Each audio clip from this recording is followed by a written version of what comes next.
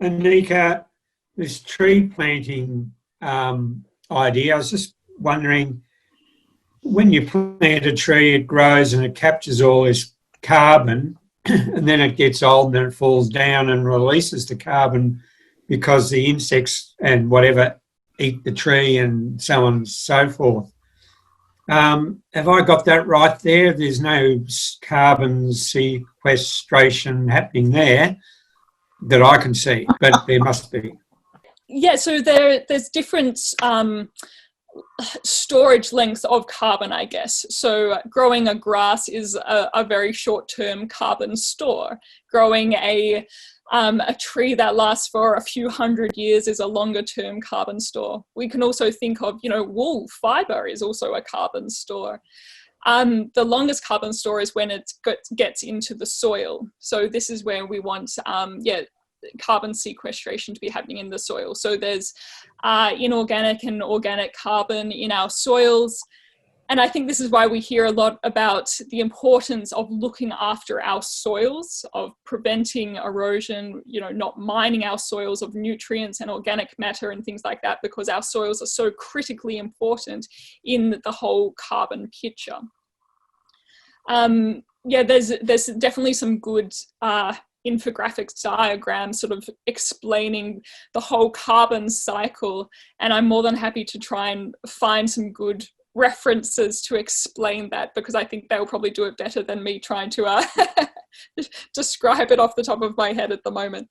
But if anyone else on the call, I don't know, John, if you've got a better answer in the soil sequestration.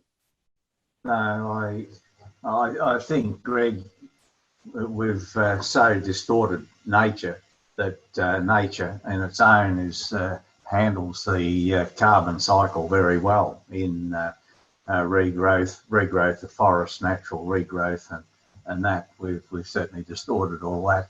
It's nowhere near as simple as it perhaps used to be, but I think the explanation is correct. A lot of that carbon from those fallen trees and that do eventually end up in the soil, and it's not just as simple as one versus one, gain and loss.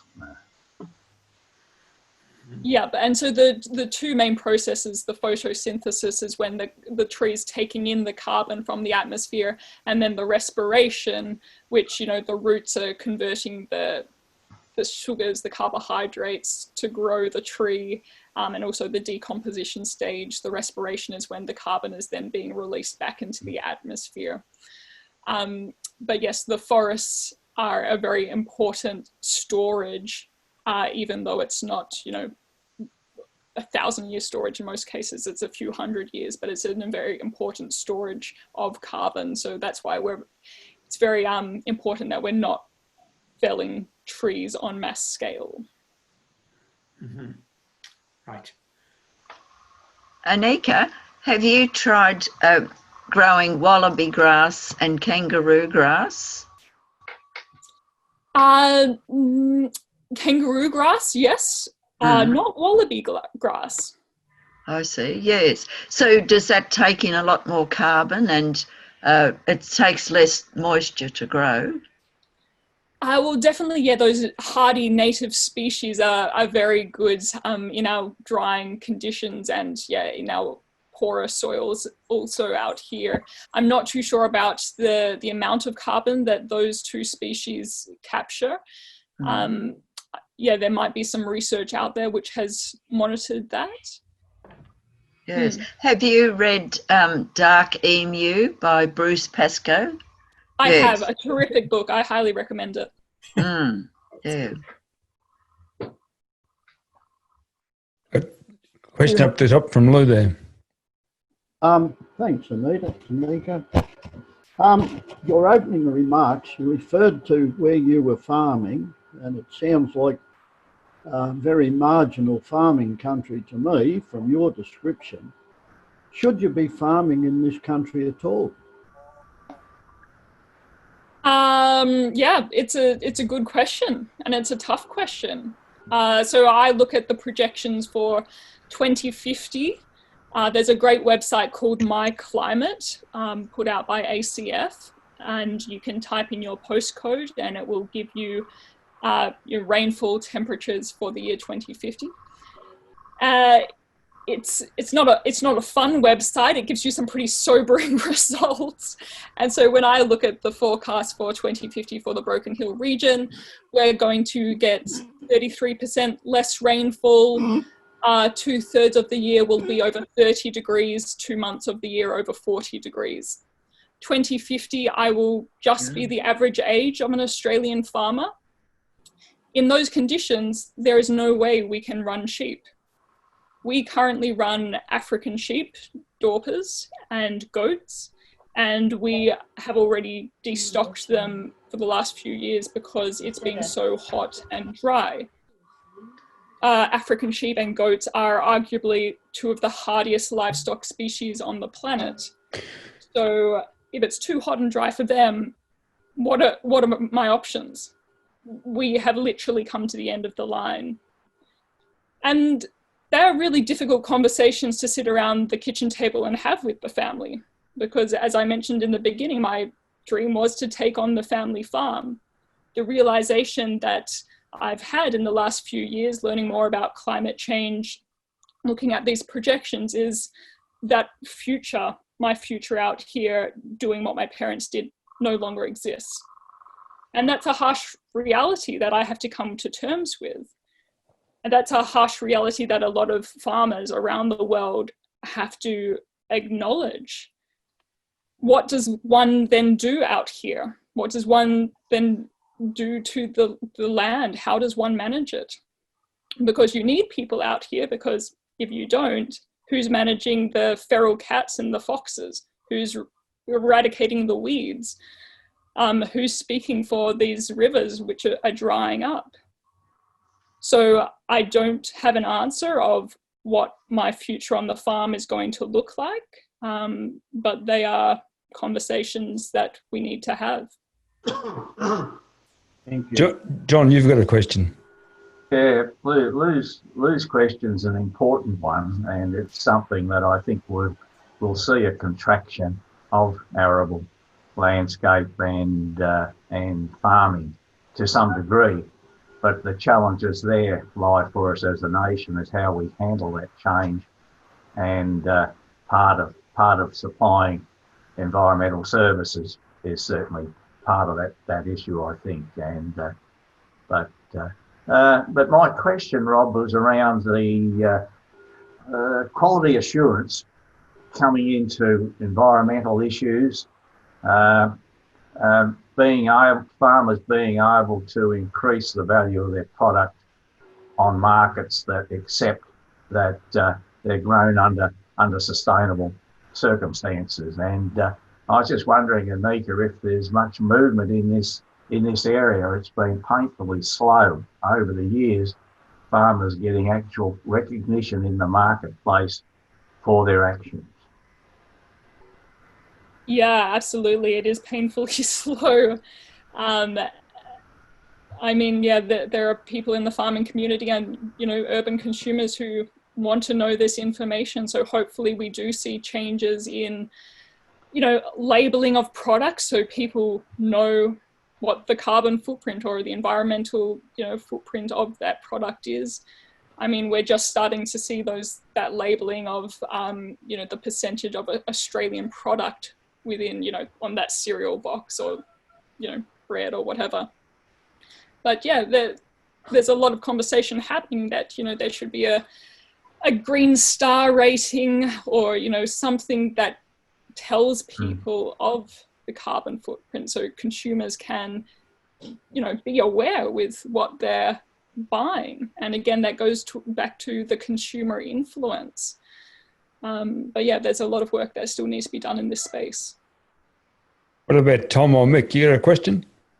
I was going to ask, Anika, you mentioned during the presentation alternative sources of protein, and I think you mentioned algae, insects, etc. What sort of movement on that in that area is there, and particularly are there any sources of that in your area? Yeah, so I think in the bigger scheme of food security, we definitely need to be looking at people's nutrition and what they're consuming, because this is a big part of the conversation in both, food waste, of people eating things that aren't good, that aren't healthy for their bodies. So we need to be making sure that we are producing, healthy food and educating people so they are consuming healthy food too. In terms of alternative proteins, in other parts of the world, eating insects, eating, seaweeds and algae is common. It's standard practice. Here in Australia, there's still that ick factor of people don't actually want to eat cricket protein and, mealworm proteins and things like that. But there is more and more information and groups working in this space. There's more of a focus from groups like AgriFutures, looking at, research in insect proteins. More universities are doing studies in this area. And even if it's not insect proteins for human consumption, some of the livestock feed can be replaced. For instance, when we grow fish in Australia, I think it's some terrible statistic, that 5 kilograms of sea caught fish are then fed to grow 1 kilogram of farmed fish. And that's not sustainable. That's a lot of waste of sea fish. But if we can grow, algae proteins or, mealworm proteins and use that to feed that to farmed fish or poultry or pigs, then we can remove those other sources from, that livestock food chain. I guess the point that John made with the contraction of farming and in the drier areas, I mean, one of the areas that will suffer will be the production of meat, of livestock meat, sheep and cattle. And that obviously means it's also better, isn't it, to reduce that consumption anyway of meat. Mick's got a question, Anika. Yeah, Anika, when you talk about policy change, you mentioned some very big topics. We just saw a documentary from the ABC, Climate Wars, about what happened when some politicians 10 years ago tried to actually put a tax, a fee on or a price on carbon.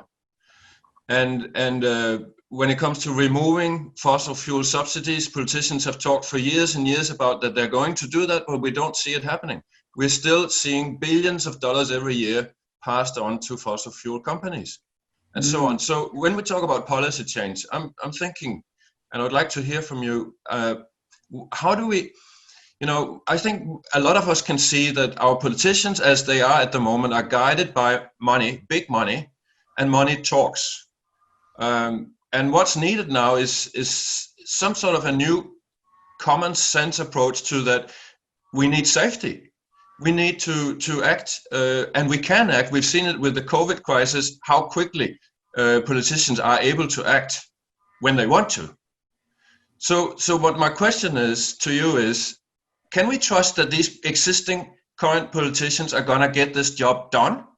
Or will we simply have to remove them, get involved ourselves and take over the system?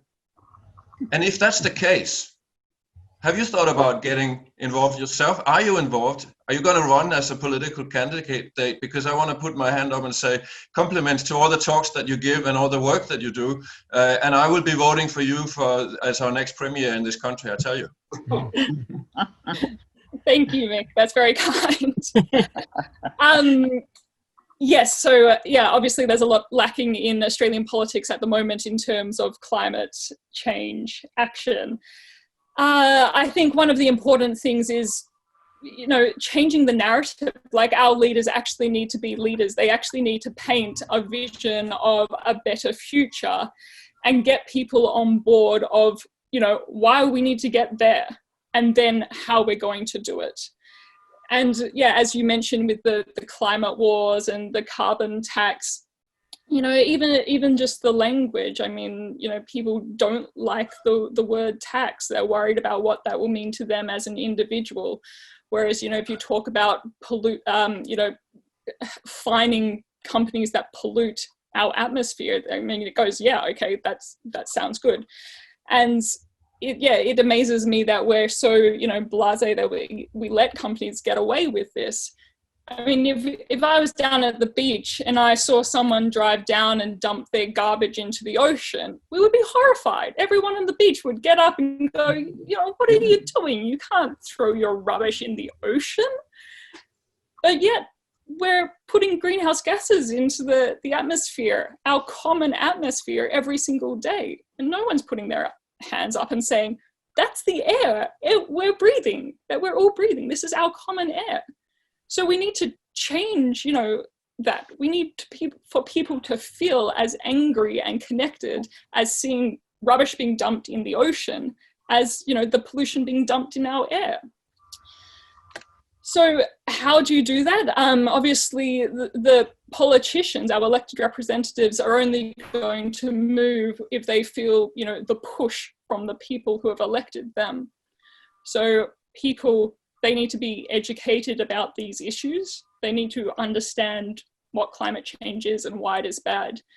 They need to be engaged in these stories, because if you don't feel it here, people go, yeah, I understand it here, but I'm not actually going to act. I mean, I walk out in the paddock and, see the dust storm and, I can almost weep. Like I feel climate change right to my heart. It's really impacting me.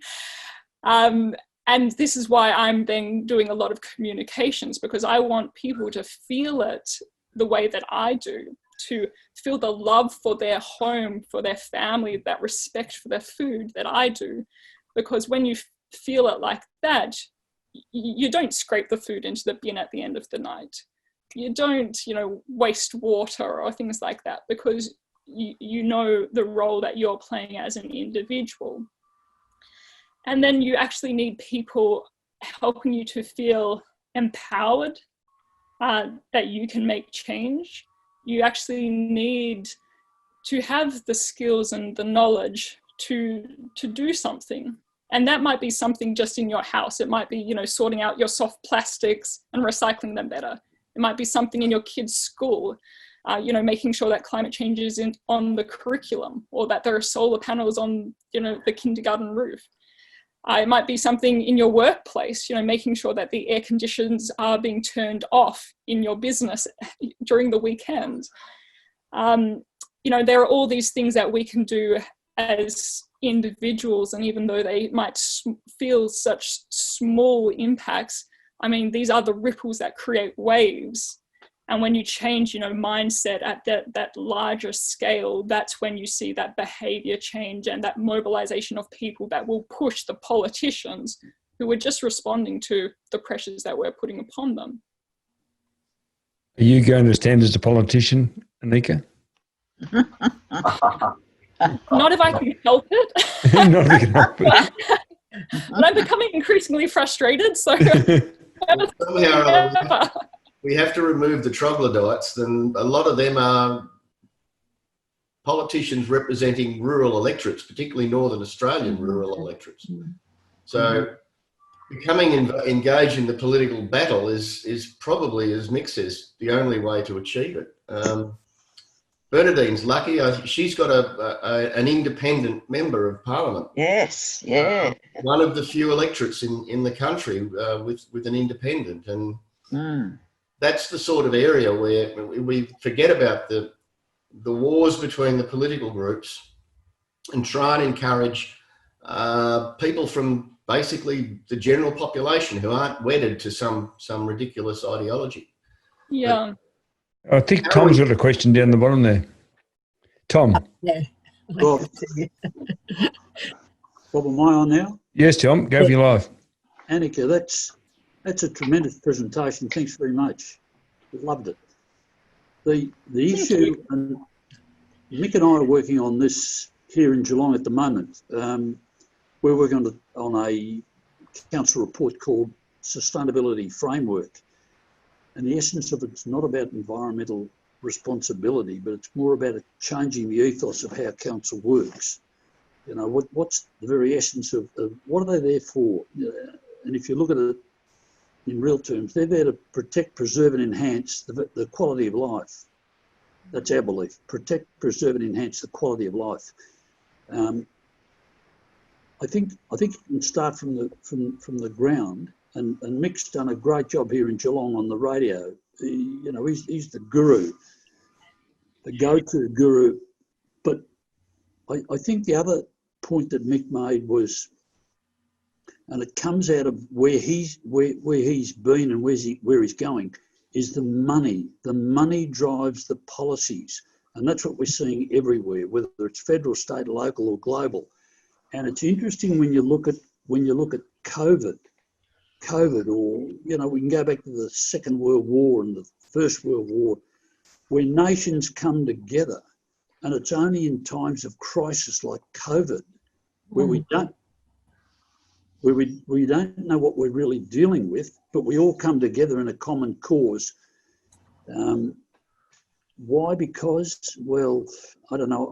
I think we're more reactive than proactive. And I think it's in the money. And then I get back to the risk. I think it was you that might have spoken about the risk, Anika. It's the risk and the reward of the capital. Is it Bezos? Is it the Google boys? Is it Brins? Is it, I don't know who it is, or nations. We look at our leaders, and there's, you can go back to Marcos, and there's plenty of others who've led countries that led them and bled them, financially bled them. And I think and I don't know whether this is the solution, but I'd like to hear some thoughts on it. We as what do we call ourselves? People, we look at the bigger picture. We look at the environmental picture, the value of the environment. I think we've got to come up with some sort of index, like the gold standard. We call it the environmental standard. And I know there's been papers printed years and years ago. I don't think we've got that register point, where we've got the dollar with a couple of lines through it. If we had a thing called an E with a couple of lines through it, call it an enviro, call it whatever we like.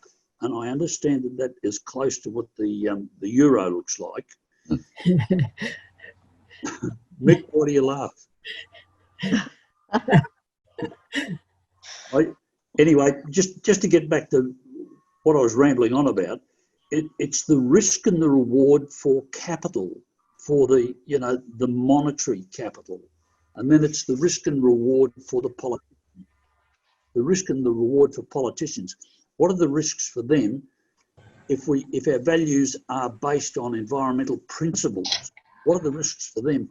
And I sort of think we've got to address that, so that in turn the politicians change their mind. We can come from the bottom up if that's where we are, or we can come from the top down. And I think it's a two-way process, top down, bottom up. What's the question, Tom? I think it's probably, I'll try and rephrase the question. Should we look at it from the top down rather than the bottom up? And some great... done there, it's a cracker story that you've done. But does it resonate with people in the cities? I don't know that it does. You look at things happening in Melbourne. You've got blokes like Brendan Condon putting green back in the cities. The cities want to come into the green area, and we're saying no, go take the green back to the cities. Right, I'll shut up. Some great points there, Tom. Thank you so much. A lot to think about there. Firstly, congratulations on working with your council. That's really good. A local group here, we managed to get the Broken Hill Council to declare a climate emergency last year. And, they hadn't done it because no one had asked them to do it. It was just a matter of a few people writing a letter to council and saying, hi, this is what we're concerned about. Will you declare a climate emergency? They put it to their next council meeting and it was declared. Pretty good. So it was just a matter of, asking them to do something, putting a bit of pressure on, and we saw change. It's also about going to our elected representatives, whether that's local, state, federal, not just with problems, but with solutions. Because a lot of people go to them with the problems. They get the problems all day. I think that's the easy part, you know, pointing out what's wrong with the world. The more difficult part is to go, okay, well, what do we need to do about it? So if you can go to them, you know, with a plate of solutions and say, you know, this is what we need to do, how can I help you implement it? They will go, yeah, I want to work with you. It's also about speaking their language. So a lot of our elected representatives, you know, they talk about jobs and the economy. You know, that's their line. So how do we go to them and talk about jobs and the economy as it's, you know, as it's about climate change? And this is something Farmers for Climate Action is doing. When we send our delegations to Parliament House and we sit down with those conservative national members who don't want to talk about renewable energies, who don't want to talk about climate change, they want to talk about jobs and economy to their constituents. Well, we talk about how you know, increased droughts are actually making people leave the community, and how that there's less productivity on farm, which is reducing, you know, the economic stability of that community. How if we install you know, solar plants, wind turbines, that brings in new skilled jobs, that actually is attracting new people to our communities. That's, you know, a boom for those local communities. That is providing secondary income sources for farms, so they don't have to run livestock during a drought. So they are actually more productive because they have these diversified income streams. If you talk the language that the politicians are talking, then, you know, they click a lot quicker. So it's being very clever in how you're telling your story, of knowing your audience and what you're trying to achieve there. Just quickly touching on, your mention of COVID. So for a long time, we've been told, you know, we can't change, that we can't do these radical global transformations. It's too difficult, it's too costly. How quickly things changed in the COVID situation. Yeah. And that was because there was a good story. We knew what the problem was. We were being told what the problem was. We were being told what is causing the problem very clearly. We were being told what we need to do and how to do it. And nearly overnight, you know, within a matter of a week, 2 weeks, the whole world changed the way we were operating. People were staying at homes, you know, they were wearing masks, they were washing their hands, they weren't going out in public. They changed their minds, they changed their behavior incredibly quickly. And that's what gives me a lot of, you know, optimism and confidence going forward, in that we've been told we couldn't change quickly, that it was too difficult to do it at a global scale. That's now nonsense. We've been shown it can happen. And so with the right story, with the right leadership, absolutely we can change hearts and minds and behaviors very quickly. I see that. Rob, am I allowed to talk again? For a few seconds. Tom, you can, sure. I see the door is open now, Anika. The door is open. People know change can happen, and it can happen instantaneously. And I think as a what do we call it, a force, we've got to put the story far more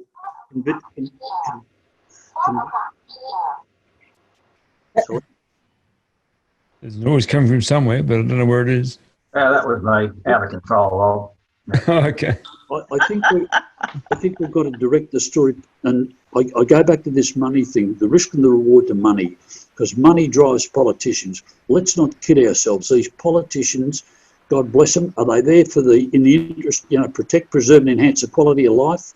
Some I think are, and some I think aren't. And, you know, the most vocal, it's not about words, it's about actions, and the actions that we're seeing globally, not just locally or nationally. Some of those actions, you know, I see Michael nodding his head. You know, some of these, you know, they're incredible. It's disgraceful. We've got to accept that's, as flawed humans, we've got to accept that that's the way people are going to react. I think. Excuse me, Tom. John's got a question. Yep. Oh, I didn't mean to cut Tom off, Rob. We're almost He'd probably up talk to all day, our so. midday. We're almost up to our midday. Yeah, I know. Anika, this has been a wonderful presentation. I have a question on notice because I'm not sure we're going to get the answer here today. but in one of your slides, particularly the colour-coded temperature slide, which is dramatic and illustrates clearly the warming, my worst fear, one of my worst fears, has been an emerging cooling area in the North Atlantic. I've got my views on what's causing it, and if they're correct, there's parts of this world in big trouble. But no, I'm just wondering if there's anyone would like to feed some information through to me, perhaps at some stage. I don't know enough about that, sorry, John. But yeah, look for good science. Yeah, Google Scholar. What some information's being put out by those academic journals. That's probably the best way to start. Anyways, John was saying our hour is almost up, so I'd like to thank Anika. That was wonderful for coming to Beneath the Wisteria. That's pretty impressive. Thank you, too. Thanks, everyone. Impressed with the Thank presentation. you. Well done, Anika. Well Thank done. you very much, Anika. Yes, thank you, Anika.